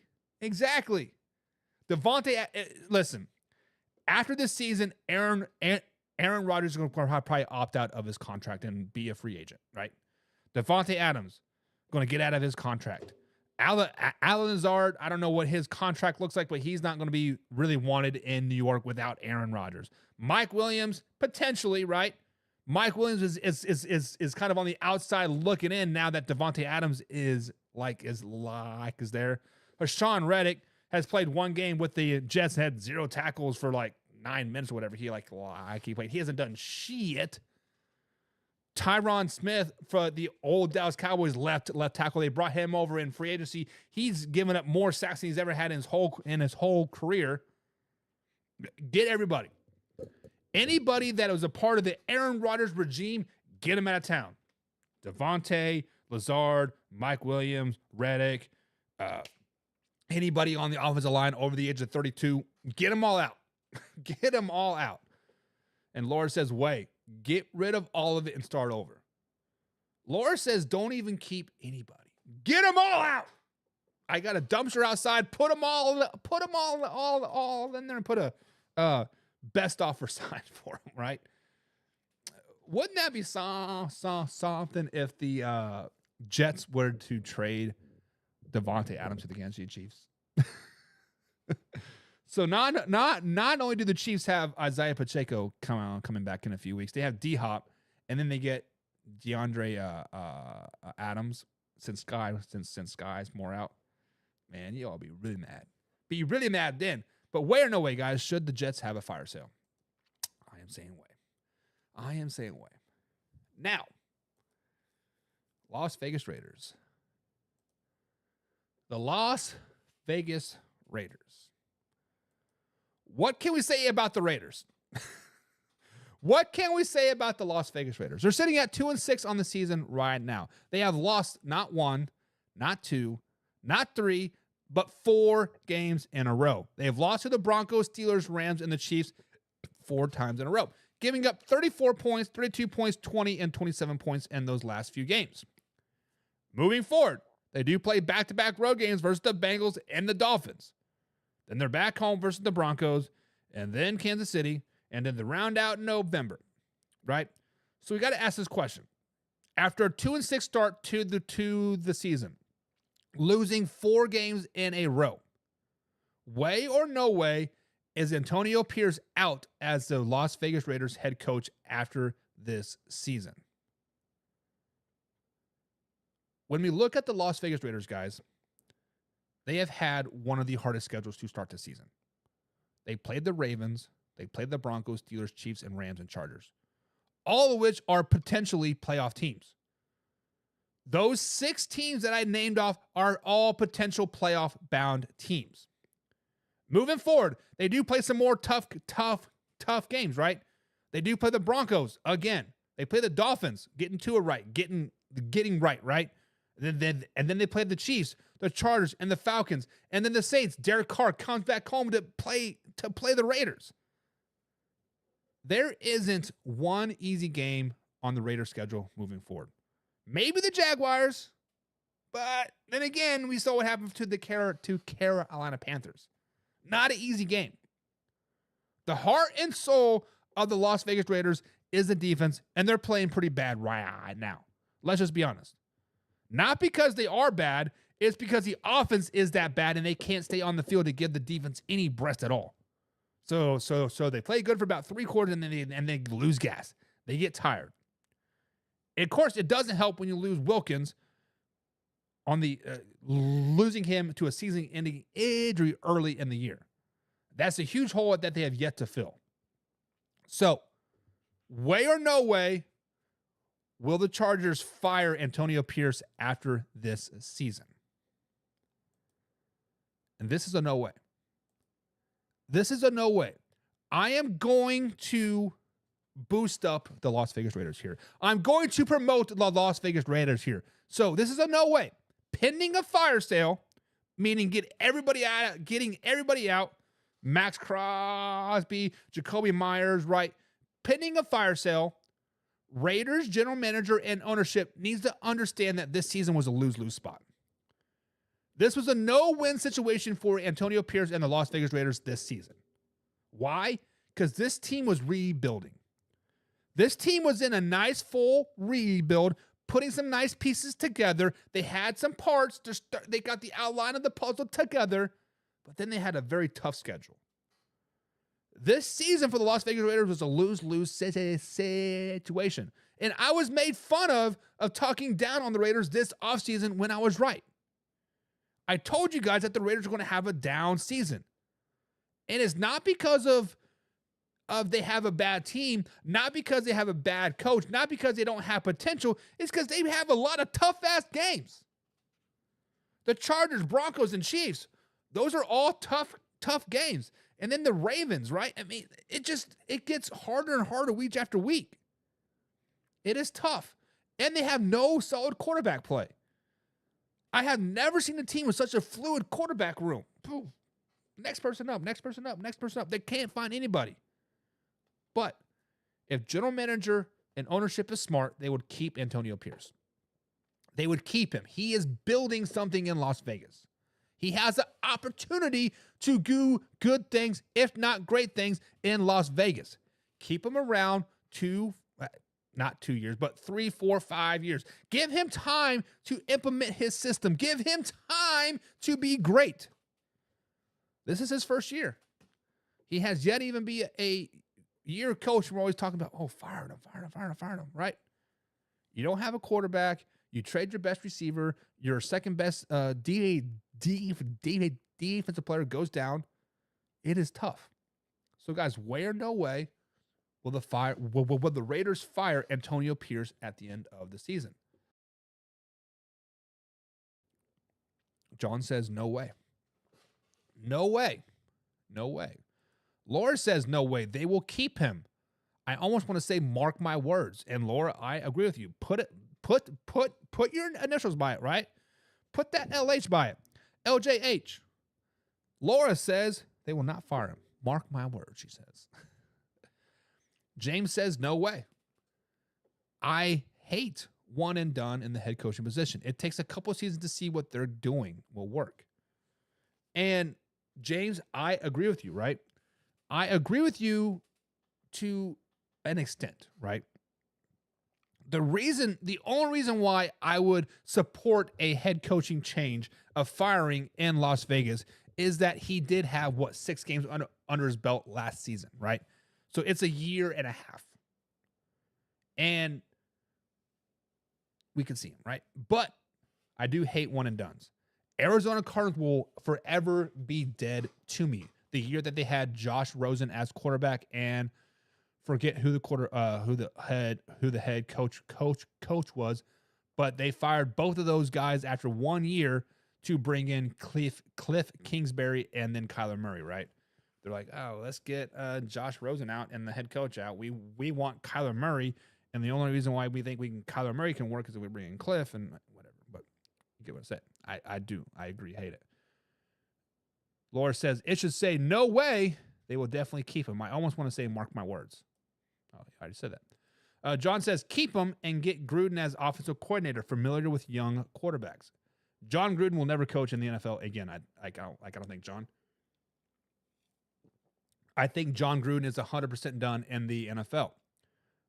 Not because he doesn't want to be, not because I don't think any team is going to take a risk on him. I don't think no team is willing to be like, hey, we're going to try to win a lot of games, but can like this? I don't know. I don't think it's ever going to happen. I think John Gruden's happy doing his YouTube thing. You guys need to look up John Gruden up on YouTube. He has the Fired Coaches Association, right? I don't know, but it is what it is. I just don't think that he will ever want to coach in the NFL again. And lawsuit says different. I don't know nothing about the lawsuit. Don't want to get into no lawsuits. I don't want to talk about it. No lawsuits here. Don't want to talk about lawsuits, John. But speaking of lawsuits, Tua and the Miami Dolphins. Tua and the Miami Dolphins are finally starting to get healthy. Miami Dolphins are 2-5 on this season. They are currently on a 2-game losing streak with losses to the Colts and the Cardinals the last 2 weeks. But the next 2 weeks are on the road versus the Bills and Rams. Tua is back on the field, and that defense is starting to trend in the right direction health-wise. When we look at the Miami Dolphins, guys, sitting at 2-5 on the season, way or no way will the Miami Dolphins make the playoffs? Are the Miami Dolphins a playoff-bound team? When we look at the AFC, guys, the AFC has a lot of teams that are going to get 9 to 10, if not 11 wins this season. There's probably going to be a handful, 10, 11 teams that are going to be in that playoff mix come December, January timeframe. So I think if the Miami Dolphins want to have a legitimate shot at the playoffs, they need to win a minimum of 10 games. I think that 10 game mark will put you in the wild card thing here, pending an epic letdown by the Buffalo Bills, meaning they still could win the AFC East, which it won't happen. But the Dolphins have a lot of winnable games for the rest of the season. They have a lot of games that they should win. The Raiders, the Patriots, the Jets twice, the Browns. Those are 5 wins. Teams they should beat. That gives them 7 wins on the season. Then they do play the Bills again. They play the Rams on Monday Night Football. They play the Packers, Houston Texans, and the San Francisco 49ers as well. Can they get 3 wins out of those next 5 teams? Question mark. Question mark, right? Can they get 7 more wins? 8 more wins. So where, no way, can they make the playoffs? No way. I don't think there is any way that the Miami Dolphins are going to win enough games to make it into the playoffs.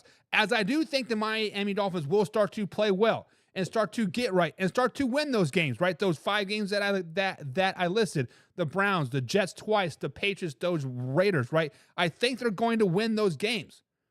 But I cannot see them beating 49ers. I cannot see them beating the Rams on Monday Night Football. I cannot see them going to Lambeau Field and beating the Packers. I cannot see them going to Houston and beating the Houston Texans. I cannot see them beating the 49ers at home. Now, it's a very good possibility that they could beat the Buffalo Bills and the Rams and the Packers and the Texans if it was in Miami, if it was at home. But the simple fact they're all those games that they need to win, 3 out of those 5 are all on the road.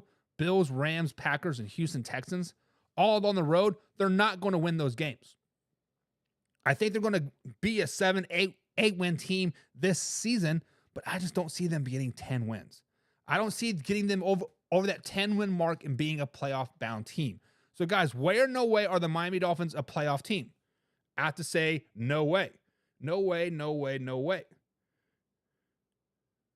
James says, we can make it if our defense starts playing better. And, James, I agree. I think the defense is starting to play better. The offense is starting to play better. The whole team is starting to click a little bit. But you dug yourself in a pretty deep hole. You do have 5 winnable games. But those other 5 games, shit. Right? Laura says, this is a coin toss for me. I can't say where, no way. Laura, we don't waffle around here on Thursdays. No waffle Thursdays, Laura. That is what it is. No waffle Thursdays. We got to have a thing. John says, Tua has the skills, but how many concussions does he have left? No way. It goes beyond the concussions. It just goes about how big a hole they're in, honestly. They're in a big, big hole.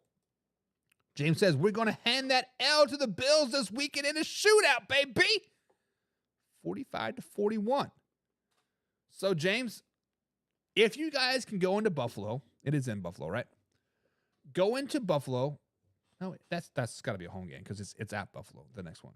I don't remember. Whatever. If you beat the Buffalo Bills and you get a little bit of momentum going, you get a little bit of swag going, the defense starts to step up, you basically have to win 90% of the rest of your games.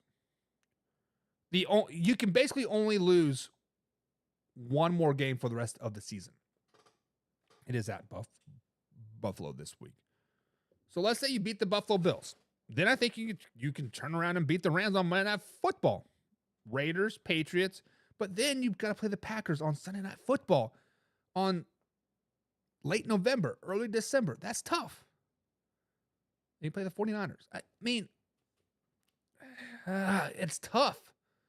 I mean, I would love to jump on this Miami Dolphins bandwagon. I would love to say, yeah, I can see them beating the Bills, the Rams, the Raiders, Patriots, Jets, Texans, 49ers, Browns, Jets, right? But we talked about this earlier. Peaking too hot, getting hot too early, right? And if you win the what was it? 1, 2, 3, 4, 5, 6, 7, 8, 9, 10 more games. If you win 9 of the next 10, giving you that 11 win mark or 10 win mark even, do you have anything left? The Buffalo Bills were like that last season, right? They had to win. What was it? 7 of their last 8 to make it into the playoffs to get that second seed. But when they got into the playoffs, insert Kansas City Chiefs, and they're too tired. They were too tired that they were wore out. Like, man, we need a break. And as making the playoffs would be awesome, would be a great story, is it a waste for next year though? If you're happy just to make it and then losing the wild card game, is it really worth it? That's the bigger question. Is it really worth it? Laura says, I'm a waffle then. I like the Dolphins, but I don't like the way they play lately. True is a big factor there. Tua is the heart and soul of this team. Tua is the keys to ignition. Hot and fresh out the kitchen. It is what it is. So I'm saying no way. I do not think the Dolphins are playoff bound. I think they're going to get hot. I think they're going to ruffle some feathers. I think they're going to make it interesting, but I just don't think they get in. Now, let's talk about the best team in the NFL. Let's talk about the undefeated Kansas City Chiefs. That's right. I said undefeated. 7-0, baby. When we look at the Kansas City Chiefs, guys, they are 7-0 on the season. And not only are they 7-0, they're getting better. They added D-Hop. They added Josh Uche. Isaiah Pacheco is coming back as well.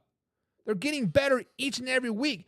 They're starting to get that mojo, get a little bit of swag in them, right? Devontae Adams might be coming into town. Mike Williams might be coming into town. So we got to ask the question, guys. Way or no way will the Kansas City Chiefs go 17-0? In the next 4 weeks, guys, the Kansas City Chiefs play the Tampa Bay Buccaneers on Monday Night Football this week. Great game. They play the Denver Broncos the following week at home. But then they travel to Buffalo to take on the Bills, and then travel to Carolina, or North Carolina, to take on the Carolina Panthers. Like I said, lucky for the Kansas City Chiefs, right now, they do play the Bucs and Broncos at home. But the Buffalo Bills on the road is a very, very tough game. The Carolina Panthers on the road is a very, very tough trap game, like I said back in June and July.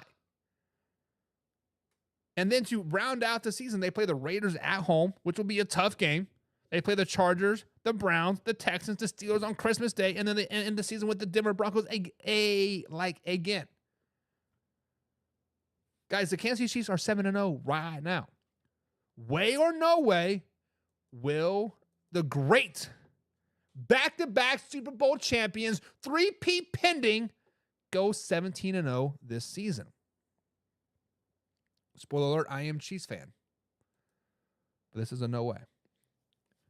This is a no way. So I want to stop hearing all the chatter in the background, saying the Kansas City Chiefs are going 17-0, 20-0, they're paying off the refs, whatever, yada, yada, yada. The reason why this is a no way is because the Kansas City Chiefs are not worried about going 17-0. They're not worried about going 20-0. Hell, they're not even worried about going 8-0, 9-0, 10-0. The only thing the Kansas City Chiefs are worried about is January and February. The Kansas City Chiefs are only worried about that three-peat. The Kansas City Chiefs are only worried about winning a Super Bowl champion, and that's why they are great. The Kansas City Chiefs, guys, should have the AFC West locked up by mid-December. And then they should have the first seed locked up right around that time as well. Oh, don't forget about the Ravens. We've talked about the Ravens. In the next four weeks, guys, I expect them to lose 2 games. I expect the Chiefs to lose 2 games in the next 4 weeks. Whether it's to the Bills, whether it's to the Panthers, whether it's to the Raiders, hell, it could even be the Broncos. I expect them to go 2-4 in the next 4 weeks. They won't be back-to-back losses, but they will be playing some bad football per se. Now, like I said, they will not lose 2 in a row or 3 in a row, but they might lose. Hell, they might even lose 3 of those games, right? They might lose. They're going to lose to the Buccaneers or the Broncos. They're going to lose to one of those teams. They're going to lose to the Buffalo Bills, and that Carolina Panther game is a trap game. It is a trap game. Do not sleep on that. It is. When they lose three of those games, it is going to get right for the Kansas City Chiefs, right? They need to lose those games. They need to lose a game, period, to get their minds right. Let's flash back to Christmas Day. Raiders fans, you guys love flashing back to Christmas Day of 2023. Let's flash back to it. At that point, the Kansas City Chiefs were at their lowest. At that point, the Kansas City Chiefs hit rock bottom. At that point, the Kansas City Chiefs like, damn, we need to figure ourselves out now. And what they do, they haven't lost a game since then. The Kansas City Chiefs need a bad November or a bad December to make a deep playoff run. It's simple. They don't need to go 17-0 or 14-3 or 13-4. The Kansas City Chiefs need to be 11-12 win team, and that will get them hungry. That will get their minds right for a three-peat pending. So no way will they go 17-0. No way will they go 20-0. Hell, they may not even go 8-0. Let's just be honest. The Buccaneers are a good team. I can almost guarantee you they will not go 10-0. So guys, way or no way will the Kansas City Chiefs go 17-0. Will they not lose? Laura says boo. Boo KC. Boo hoo hoo on this happy Halloween. And Laura says no way. No way will they go 17-0. John says no fucking way. Acts like pucking way, like the puck that you shoot. No pucking way. Private Jose B32's in the chat today. He says, what's up, brother? Hope you're doing well. Hope you're doing well today, dude, man. Hope you're having a grand old day there, Jose. Jose Jalapeno on a stick. I love that freaking Jeff Dunham guy. Love it. James says, if they do, I don't think they lose until the Steelers game. So James is saying if they beat the Bucks, Broncos, Bills, and Panthers, they will lose on Christmas Day. And honestly, I think this is the most BS game ever, is a Wednesday game. Why are we doing this, right? I understand you want to compete with the NBA basketball, but why does a team have to play on Wednesday? The Kansas City Chiefs literally play on every day of the week this year except for Tuesday. And the NFL's like, you know what? Hold my beer. Next year, you're going to play Thursday or on Tuesday, right? But yeah, honestly, James, when we did our picks, I did have the Chiefs losing to the Steelers on Christmas Day. I had them losing to the Buffalo Bills. I had them losing to the Panthers, right? And then I had them losing to the Denver Broncos. Also had them losing to the Raiders. So I had the Kansas City Chiefs at 5 losses. So, and I think that's kind of right? Laura says Super Bowl / B-Day party, and I hope it's the Kansas City Chiefs. Lions and Lions get the KC the biggest upset they ever had faced. But that's just my wishful thinking. Happy early birthday, Laura. John says, I am out. Have a safe Halloween, you all. John, have a great day, man. Have a grand old day there, buddy. And Laura says, that's why I was hoping the Raiders would beat the Chiefs last week. So, Laura, you were saying that you wanted the Chiefs' loss to come early so they could peak early? Is that what you're saying? Heard a big old growl there. I don't know what you're saying. I don't know what you're saying. I don't know what you're saying, Laura. And Laura says birthday is in February. I know. That's why I said happy early birthday. So I said happy early birthday, Laura. But guys, we are in the last half of the show. We got about 10, 15 minutes left here on this beautiful NFL Thursday. We do have the Jets taking on the Houston Texans tonight. Guys, there is time to get signed up for the week NFL 9 Pick'em. In the pinned description below, there is a link. Click on that link. It's just a Google Docs form. Bada bing, bada boom. You fill it out. You get your picks to me, and you get a chance to win $2,000. If you want to win $2,000, sign up below. NFL Week 9 Pick'em is live. Of course, you got weekly prizes as well. You can be like Laura and get the Man Hour hoodie or the t-shirt, or you can be like John and get an NFL team hoodie. You got to be a pigskin pundit to get an NFL team hoodie, but there is weekly prizes. So, if you guys haven't done so already, please like and share, and of course, subscribe to whatever platform you are listening to us on. We are live every Monday through Friday from 1:30 till 3:30 East Coast time. Of course, on Tuesday nights as well at 9 o'clock, and Saturday nights at 9 o'clock as well. Those are all East Coast times. If you miss any part of the show whatsoever, you can find us on Spotify, of course, iHeartRadio, and I do upload the clips every hour on the hour over here on Facebook.com and, of course, YouTube.com. But it is that special time of day when we all gather around the water cooler. We gather around the water cooler and we talk about whatever we want to talk about. We bring up things like, hey, this has been on my mind. Let's discuss it. So, guys, in the comments below, let's bring something up. Let's talk about what you want to talk about, whether it's football related, whether it's baseball, whether it's a little bit of this, whether it's like, it doesn't matter. Bring it up, and let's talk about it. So one thing that in our discussion earlier today is they're talking about Major League Baseball. I like baseball. I am a baseball guy. I believe it was, who was asking me that? It was Derek, right? Derek was sitting there messing me when the tornadoes were going through Oklahoma. And it's like, hey, looks like those tornadoes are like hitting Laura, right? Let's talk about some baseball. I'm like, okay, cool. So guys, for one, do you guys think baseball should be playing this late? Like, legitimately, when we look at baseball, do we think we should be playing in October and November? Like, if the Dodgers wouldn't have won last night, they would have been playing well into November. It could be snowing out. I'm just like, why? Right. I don't know. It is what it is. But let's talk about some Halloween. Let's talk a little bit of Halloween. For one, are you guys dressing up for Halloween? Are you dressing up for Halloween? Me and the fam, we're going as Mario. My little man is Mario. I am Luigi. The wife is Princess Peach. And my oldest is going to be Bowser. We have the whole family costume. And I told my wife, this might be the last year that we do a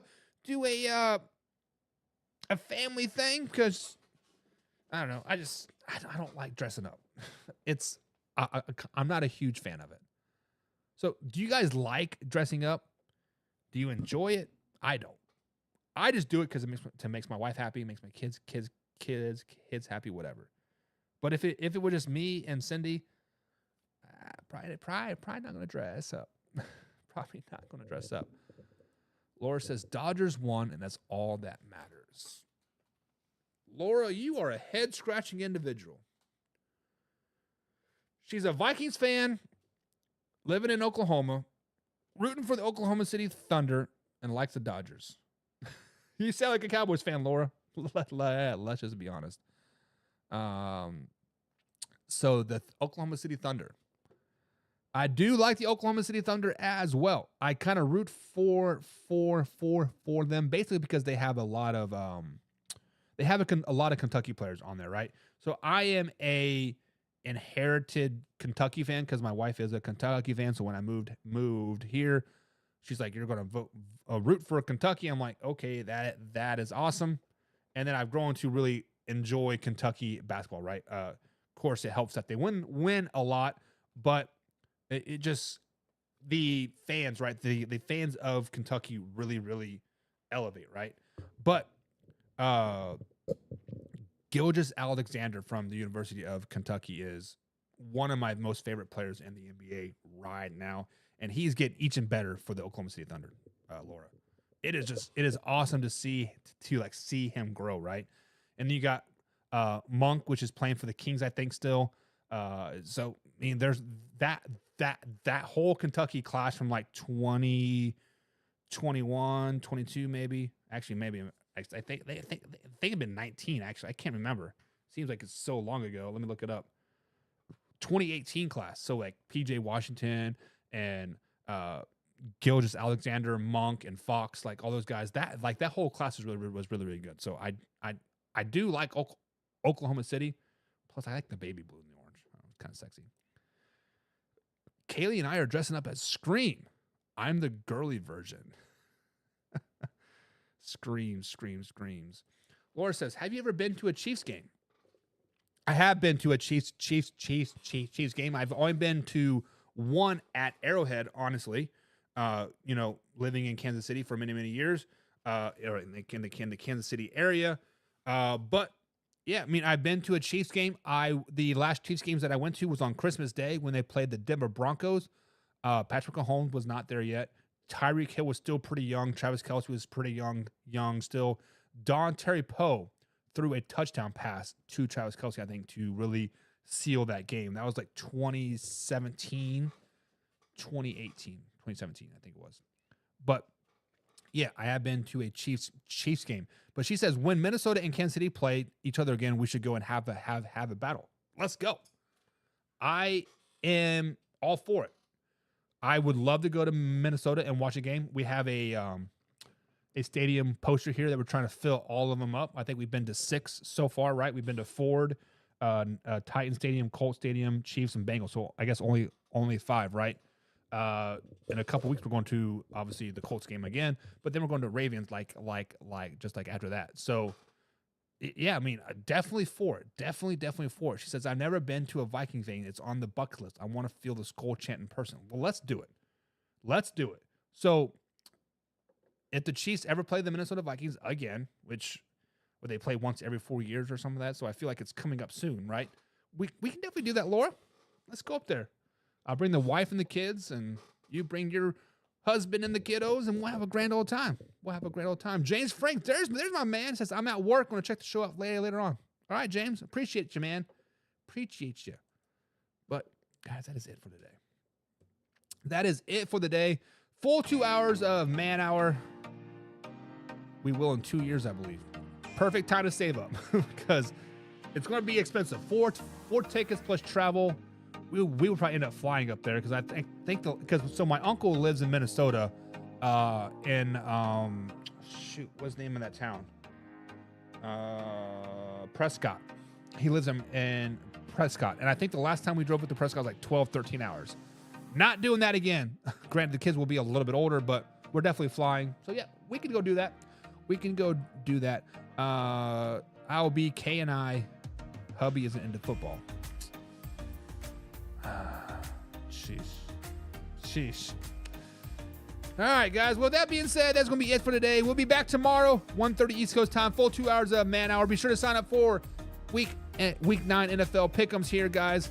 James, look forward to you to check it out later. Hope you guys enjoy it.